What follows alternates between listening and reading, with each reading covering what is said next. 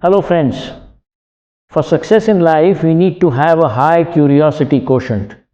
By curiosity what I mean is your ability to seek answers to thousands of questions that are surrounding you, but without expecting any concrete returns.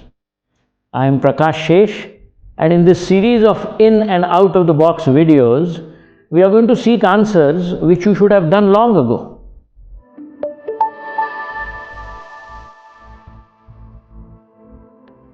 Why do we do parikrama or pradakshina when we go into a temple?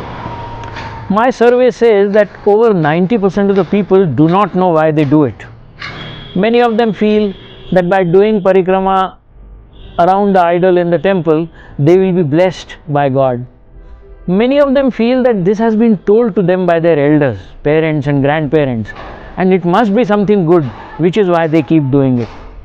Let us today understand that doing pradakshina in a temple is basically a sin cancellation procedure.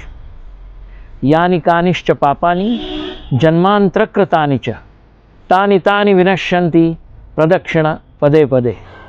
इन दो लाइनों का अर्थ ये है कि हे भगवान, मैं तेरे इर्द गिर्द जैसे प्रदक्षिणा या परिक्रमा लगा रहा हूँ, वैसे मेरे एक एक कदम के साथ तू मैंने किया हुआ एक एक पाप नष्ट कर. विनश्यंति. क्योंकि हिंदू धर्म पुनर्जन्म में भी विश्वास रखता है, तो भगवान की ये प्रार्थना ऐसी भी है कि मैंने किए हुए पाप सिर्फ इस जन्म के नहीं, तो मेरे पुराने जन्मों के भी पाप है भगवान, तू मेरे एक एक कदम के साथ नष्ट कर. So basically this is a sin cancellation procedure.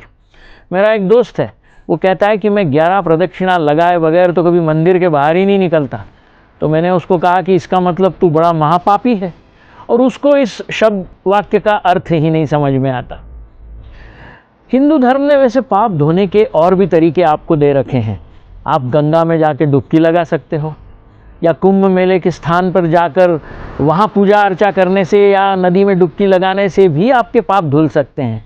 पर देखिए, इतना सरल तरीका और क्या हो सकता है, जो कि धर्म आपको कहता है कि बाजू वाले मंदिर में जाइए और परिक्रमा लगाइए और अपने मन में ये विचार रखिए और आपके पाप यहीं धुल सकते हैं. It is absolutely a zero cost method to cancel all your sins. पर ये तो तभी होगा ना जब ये विचार आपके मन में हो, जब आप परिक्रमा लगा रहे हो.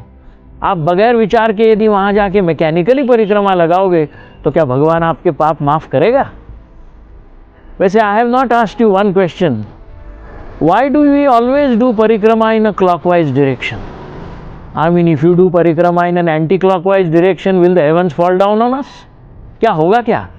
But I think we are going to tackle that question in one of our future videos.